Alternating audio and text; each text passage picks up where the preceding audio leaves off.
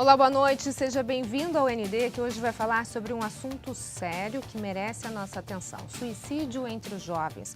Um assunto que tem mexido com a família brasileira e com jovens de todo o mundo. Sobre isso eu converso hoje com a doutora Karina Okajima Fukumitsu, que é pós-doutora pelo Instituto de Psicologia da USP e psicoterapeuta. Tudo bem, doutora? Seja bem-vinda. Muito obrigada, Roberta, pela oportunidade. Falar sobre um assunto que é pesado, mas é necessário, porque muita gente, ou conhece alguém ou tem algum familiar envolvido com essa questão. Mas eu gostaria de começar esse programa, doutora, falando um pouquinho sobre a sua história, e eu percebo que a senhora está bem à vontade aqui no nosso programa. Fique muito à vontade, mas a senhora está descalça. E um dos pontos é que a senhora é conhecida como a educadora dos pés descalços. O que significa? Há 5 anos atrás, eu fui acometida por uma doença autoimune raríssima, que acomete de 0,8 a cada 100 mil habitantes.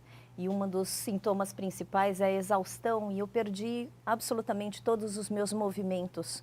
Não conseguia ficar em pé, né? E também, além disso, logicamente, como eu tive várias lesões no cérebro, eu tive também várias situações em que eu esqueci, inclusive, a ordem alfabética. Então, para mim, enquanto naquele tempo estava fazendo meu pós-doutorado, né, eu comecei a concluir o quanto a vida é efêmera e o quanto eu pedi clemência para que Deus pudesse me dar bônus de tempo.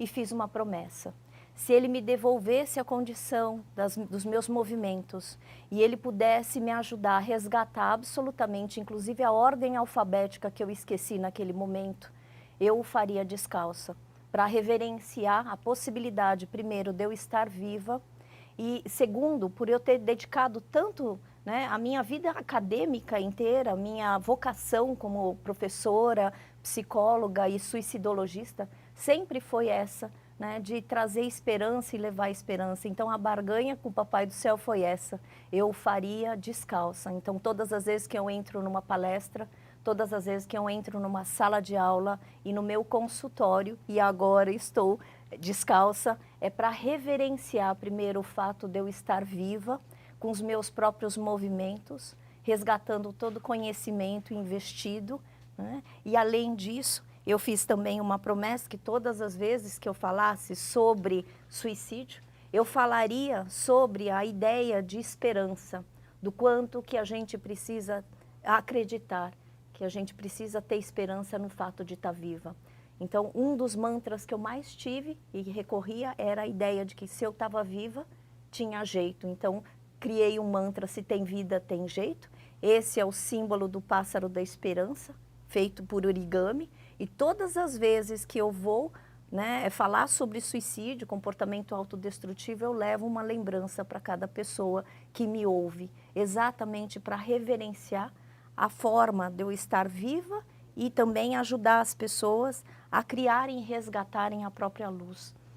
Esse é um assunto muito importante, que a gente percebe que muitas pessoas têm passado momentos difíceis, ou com seus familiares, ou as próprias pessoas procurando ajuda. Como é que foi essa sua especialização? Por que se especializar num assunto suicidologia?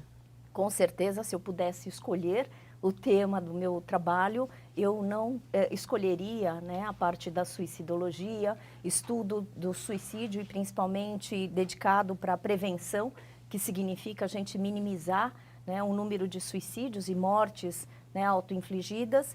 Mas a minha história começou desde os meus 10 anos, quando eu tive uma mãe que tentou várias vezes o suicídio, né? E todas as vezes que eu a levava, juntamente com a minha irmã, 2 anos mais velha, né, para o pronto-socorro, para os hospitais, né, nas tentativas, a gente ouvia barbáries de profissionais da saúde, né, que falavam: Dona Yoko, a próxima vez a senhora tenta de um jeito mais efetivo para fazer com que a gente não perca tempo com a senhora. Dona Yoko, a senhora não tem o que fazer além de ficar tentando se matar, como se aquele que tenta se matar só quer chamar a atenção. Esse é um grande mito que eu tendo a desmistificar, né? E aí, então, muitas vezes que eu ouvia barbáries tais como essa que eu acabei de falar, eu prometi para mim, né, que eu me tornaria uma profissional da saúde que pudesse cuidar das pessoas em sofrimento existencial intenso, porque eu acredito que ninguém que tenta se matar, assim como a minha mãe que tentava se matar, né? Ela não queria só chamar atenção, ela estava pedindo socorro, só que era a única maneira que ela conseguia pedir socorro. E aí eu comecei a entender que eu precisava ser militante, né, a favor do respeito, da compreensão um pouco mais com compaixão a respeito dessas pessoas que tentam se matar. Eu acho que muito mais do que o conhecimento, às vezes teórico, né? A gente está falando com uma pós-doutora da USP no assunto, é essa vivência. Eu acho que traz autoridade no assunto também, né, doutora? Agora, tem como a gente definir o perfil de uma pessoa que tem a tendência ao suicídio? Então, eu costumo falar que todos nós, enquanto seres humanos, nós temos uma possibilidade da gente pensar na morte, né? Pensar no suicídio. Isso quer dizer que aí eu já desmistifico a ideia de existir um perfil. Todos nós sofremos, concorda? Sim. Né? E se sofremos, por que provoca o sofrimento? Uma das bases teóricas que eu mais utilizo é o Edwin Schneidman. E ele fala, e tem uma ideia de que o suicídio é um psychache, ou seja, que eu traduzo como sofrimento existencial. Suicide as a psychache porque muitas pessoas que começam a sofrer, e é dele esta assertiva, ele fala o seguinte, que o suicídio é um ato definitivo para um problema temporário. Então você acha que, né, o que a gente precisa combater? Né? A gente precisa combater propriamente o suicídio ou esse problema que é configurado como temporário, mas que muitas pessoas não acreditam que ele é temporário. Eu acredito que nosso trabalho de prevenção, né, ele precisa ter uma direção exatamente para a gente combater aquilo que provoca o sofrimento num ser humano. A senhora chegou a tocar no ponto que enquanto houver vida, há esperança, né? Acho que a esperança seria o foco. A pessoa que pensa no suicídio, ela perdeu completamente a esperança? Sim, inclusive um dos 3Ds que é considerados na Associação Brasileira de Psiquiatria, eles colocam na verdade 4Ds, né? Depressão, desamparo, desespero e desesperança. Ou seja, existem principalmente essa questão da desesperança, é porque a pessoa acabou perdendo a fé, né, de que ela vai conseguir, inclusive, encontrar forças para superar os obstáculos dela. Né? Então, o que a gente precisa trabalhar, principalmente com os jovens, é exatamente ampliar as possibilidades dessas pessoas, desses jovens, acreditarem e resgatarem a fé deles, que eles podem sim superar os obstáculos. Mas, infelizmente, cada vez mais a gente tem uma sociedade muito imediatista, uma sociedade que não tolera, né, muito tempo em ficar naquilo que é difícil, naquilo que é problemático. Nada, né? Na verdade, não tolera Exato. esperar nada, não tolera esperar comida, não tolera esperar passar no vestibular, daqui a pouco os nenês estão nascendo com menos de 9 meses, na situação que está, porque é tudo muito imediatista, né? Não tem mais a questão da construção. Antes a gente ia para uma biblioteca, fazer aquela pesquisa na Barça, né? Pegava um pouco... Hoje se entra no Google, já tem tudo pronto. Então, essa nossa nova realidade tem feito isso? Isso seria um efeito colateral daquilo que a gente vive? Sim, porque assim, essa rapidez da qual a gente adquire o conhecimento, a gente não tem tempo para construir sabedoria. E eu acho que sabedoria de vida é uma aprendizagem que leva tempo. Tanto é que uma das coisas que eu também concluí, né, depois do meu adoecimento, é que a vida é a arte que leva tempo. Isso é uma das frases que eu coloquei no livro, porque quando eu imaginei que eu morreria, né, eu estava com 2 filhos pequenos, eu falei, ninguém vai perder o tempo para falar quem foi a mãe deles, psicóloga, né, preocupada com a história. Então eu resolvi escrever minha autobiografia, inclusive quando eu estava no hospital. E aí então veio uma frase para mim, que esse é o título do meu livro, A Vida Não É do Jeito que a Gente Quer. A partir desse momento, o que eu gostaria de ensinar aos meus filhos e aos outros jovens é que a vida realmente não é como a gente quer, né? Mas a gente tem condições de, apesar de não ser como a gente quer, né? A gente tem condições de ampliar o nosso repertório. Essa é a esperança que a gente precisa ofertar. como a gente está nessa sociedade muito realmente imediatista, desse fast, né? Tudo fast, né? Tudo muito rápido, um conhecimento muito acelerado, a sabedoria de se viver e principalmente de enfrentar as adversidades é o que a gente mais precisa priorizar na educação. Por isso que há uma exigência cada vez mais da gente fazer um trabalho psicoeducativo, da ampliação de enfrentamento de adversidades. Ok, no próximo bloco a gente continua a falar um pouquinho mais sobre o aumento de suicídios entre os jovens. Nós voltamos já já. O ND está de volta e o nosso assunto de hoje é suicídio entre jovens e eu converso com a doutora Karina Okajima Fukumitsu, que é pós-doutora pelo Instituto de Psicologia da USP e psicoterapeuta.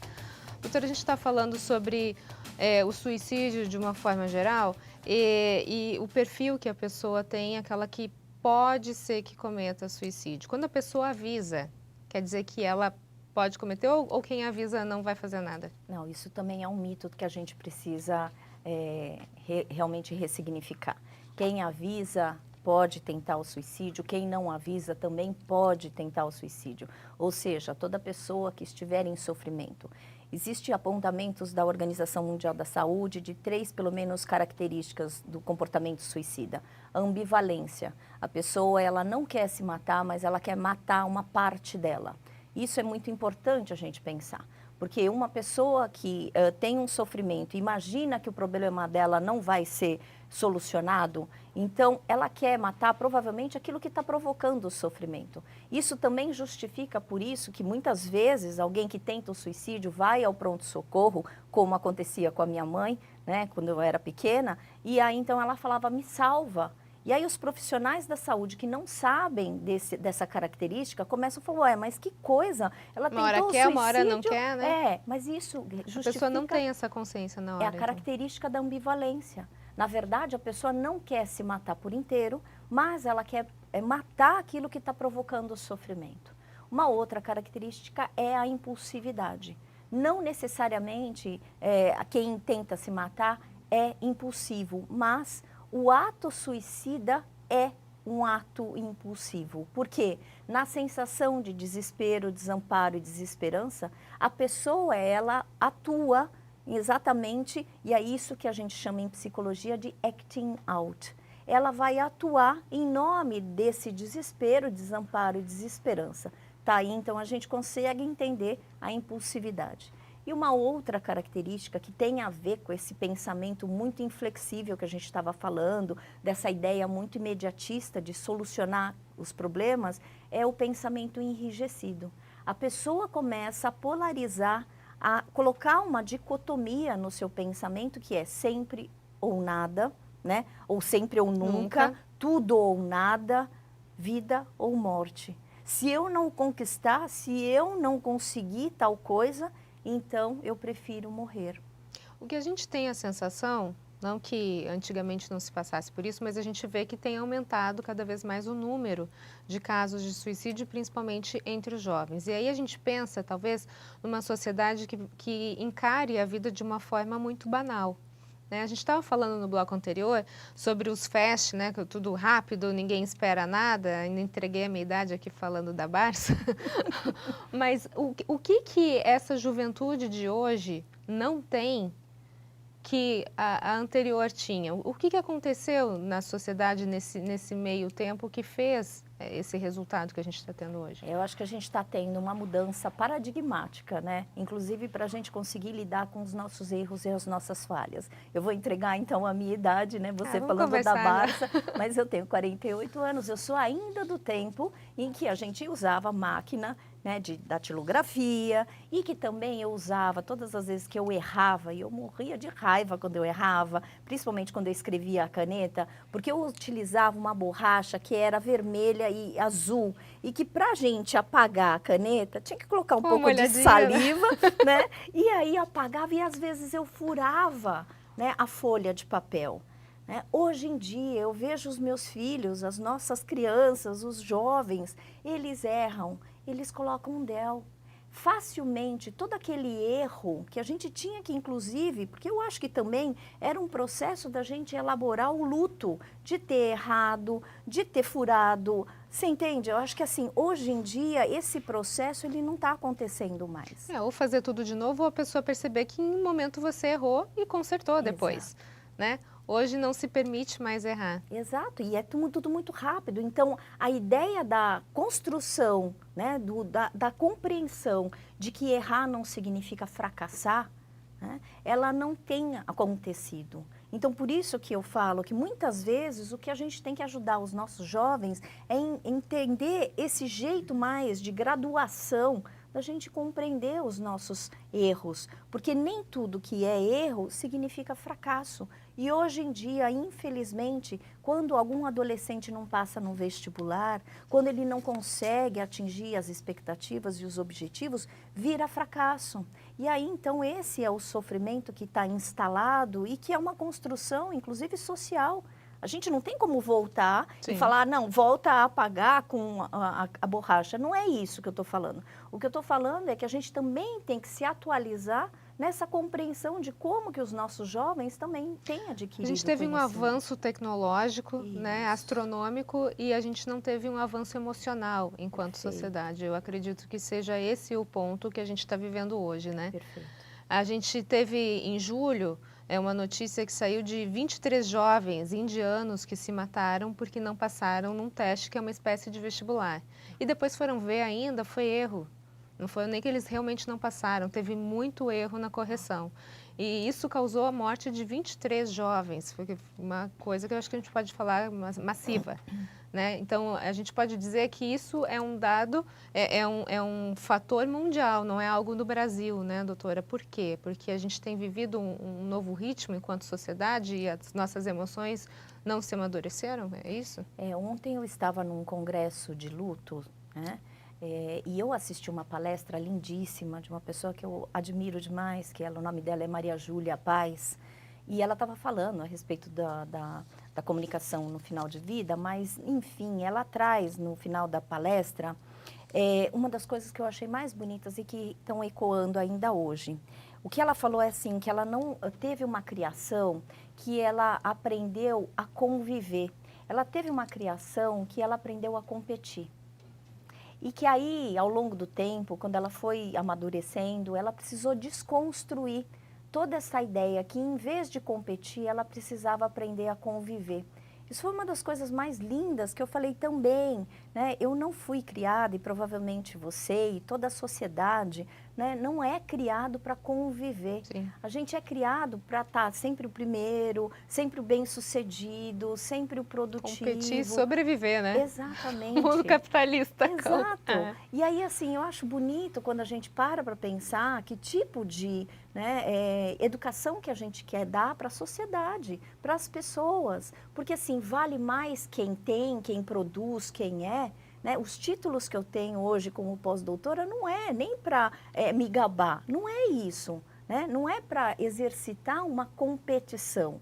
Eu não estou também subestimando, mas eu quis ser pós-doutora para assumir um título em que eu poderia ser legitimada. Porque, infelizmente, se eu não tivesse, né, esse título de pós-doutora, talvez as pessoas não me levariam a sério. Então, eu falei, eu preciso assumir academicamente um título exatamente para ter a credencial de começar a trabalhar com a prevenção do suicídio, para alertar principalmente as leads acadêmicas a falarem sobre esse tema. Ok, no próximo bloco a gente continua a falar um pouquinho mais sobre suicídio entre os jovens. Nós voltamos já já. O ND está de volta e o nosso assunto de hoje é suicídio entre os jovens e eu converso com a doutora Karina Fukumitsu, que é pós-doutora pelo Instituto de Psicologia da USP. Doutora, a gente está falando sobre o que está levando os nossos jovens a cometerem suicídio e um dos pontos que eu queria falar é a questão das redes sociais. A gente pode dizer que as redes sociais elas têm tido um papel forte, principalmente nessa questão da competição, as pessoas procurando as curtidas, que agora acabou de sair do Instagram, mas era um dos fatores, né? Essa competição de querer ser a primeira, de querer conseguir o seu lugar. Eu acho que isso, você está falando, é imprescindível a gente ter na compreensão, né, dos suicídios, principalmente dos jovens, porque hoje em dia a busca por reconhecimento é imensa e a utopia de uma felicidade absoluta também, né? Ela provoca nas pessoas que nós precisaríamos ser felizes 24 horas. Isso é impossível, né? Então essa é a construção da sabedoria de vida, né? Essa busca de reconhecimento intensa, ela também provoca a falta de pertencimento, porque nem sempre a gente consegue ser acolhido socialmente por todos, né? Inclusive eu tenho uma frase que um dia eu ouvi, eu não sei de quem é o autor, mas que fala que a unanimidade é burra. Sim. Né? E que a gente quer ser amado, obviamente, a gente quer ser reconhecido, a gente quer se sentir pertencente. E esse é um dos solos principais dos quais eu entendo que um suicídio pode começar a aparecer na cabeça de uma pessoa, porque a falta de pertencimento, a falta de acolhimento gera um intenso sofrimento.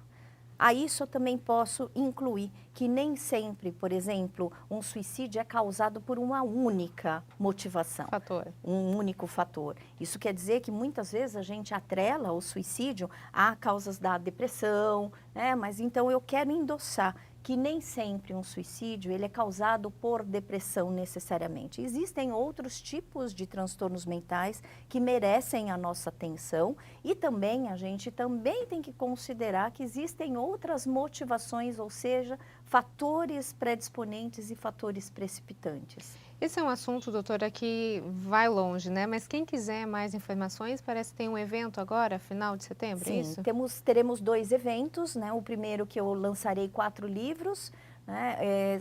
São os resultados, na verdade, do meu pós-doutorado, que depois que eu ressurgi das cinzas, eu consegui fechá-lo. E aí, então, isso resultou no programa RAISE, Gerenciamento de Crises, Prevenção e Pós-Venção em Escolas, que eu consegui efetivá-lo no Colégio Bandeirantes, infelizmente, quando houve 2 casos de suicídios, né? E também um outro livro que é Cuidados e Intervenções aos Sobreviventes enlutados por Suicídios.